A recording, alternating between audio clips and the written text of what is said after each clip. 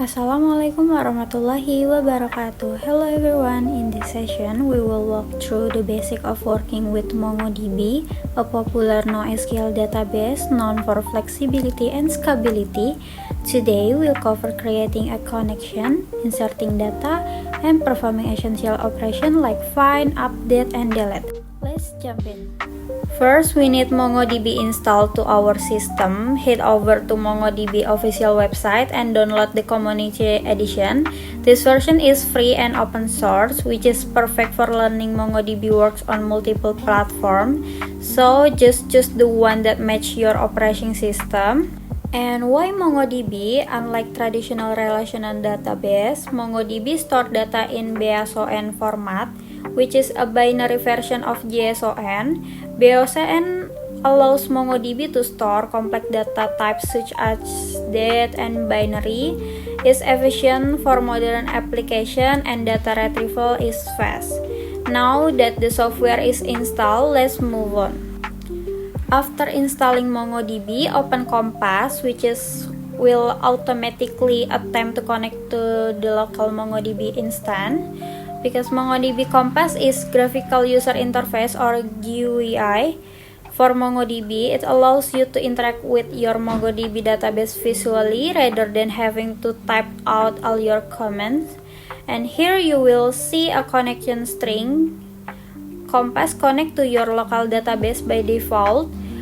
But if you're working with a cloud-based MongoDB service, you can enter the connection string provided there. Let's proceed to creating a connection.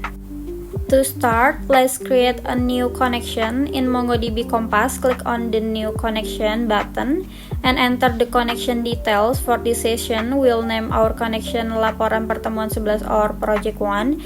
This is just custom name for our project, and you can name it whatever makes sense for you.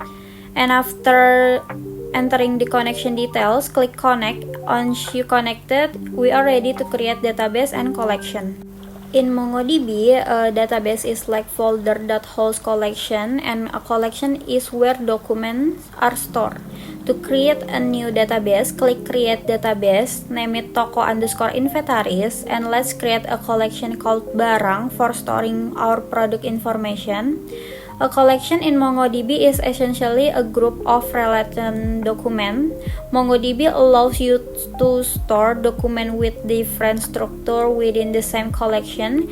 This is what makes MongoDB flexible and easy to scale. And next, we opening the CMD. While Compass is awesome, it's important to also get comfortable with the MongoDB shell or Mongos, which lets us interact with database using commands. Open your terminal or command prompt and type Mongos.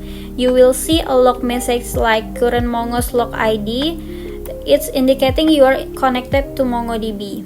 The shell is where you will run most of your commands to manage and manipulate data. It's essential tools for database administration. Now let's see what database we have. Type this command show dbs. This will list all the available database in MongoDB. You will see default ones like admin or config and local.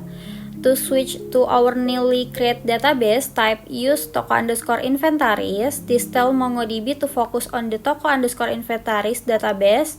And now everything we do will be within this database. And then let's add our first product. We will use the insert one method to insert a single document into the barang collection. Type the following command: db barang insert one, nama, laptop Lenovo, kategori elektronik, harga, stok, tanggal beli, new date. And this command insert a single product document with fields for nama, kategori, harga, stok, and tanggal beli. When you run this command, MongoDB will return response like this: acknowledge true, insert blah blah blah. This means the document has been successfully inserted into the collection.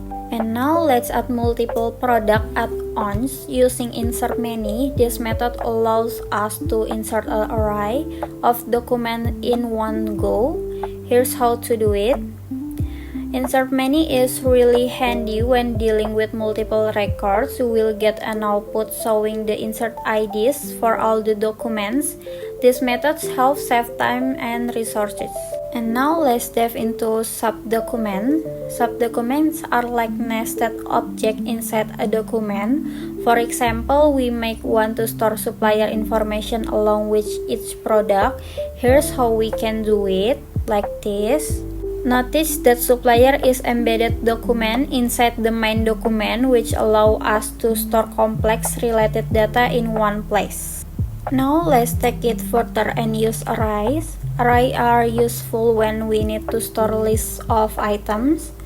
For example, let's store the location of our product in different warehouse, like this. And here we use an array to store multiple location and stock count for each warehouse. Next, we retrieve some data. MongoDB offers a powerful query language for finding specific document. For example, to find all product in the electronic category, run db barang find category electronic. This will return all the documents where the category field is electronic. You can also use operators like $GT to filter by values. For example, to find product with a price greater than 3 million, you can use this type db barang find harga $GT: 3 millions. MongoDB makes querying super flexible.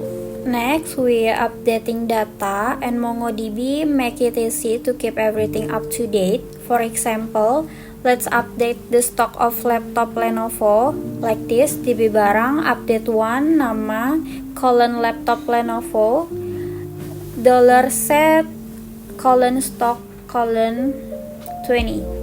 We use the update one method to update just one document. The $set operator ensure that we only change the stock field, not the whole document.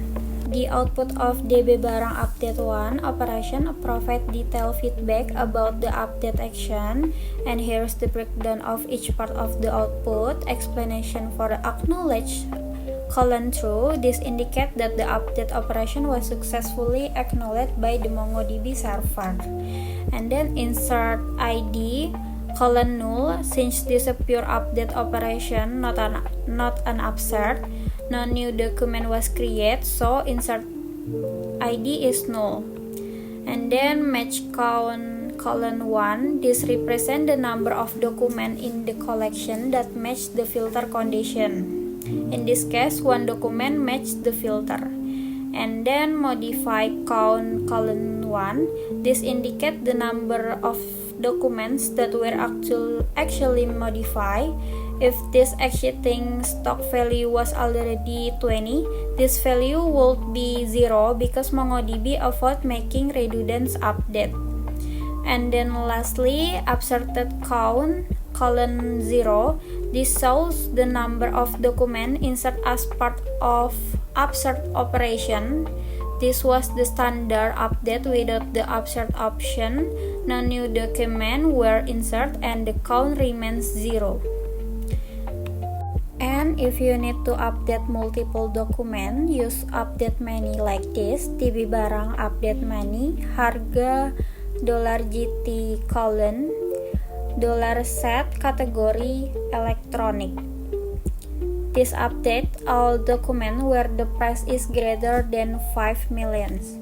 And finally, let's delete some data. MongoDB allows you to remove document easily. For example, to remove a single product, you can type db barang delete 1 nama kulkas LG. And to remove all product in a certain category, you can type db barang delete many category peralatan rumah tangga. Be caution as deletion in MongoDB are permanent. And there you have it, a complete overview of MongoDB operation from inserting and querying data to updating and deleting. MongoDB's flexibility with its document-based structure makes it an ideal choice for modern application. Keep practicing and you will become more confident with it in no time. Thanks for joining and I will see you next time.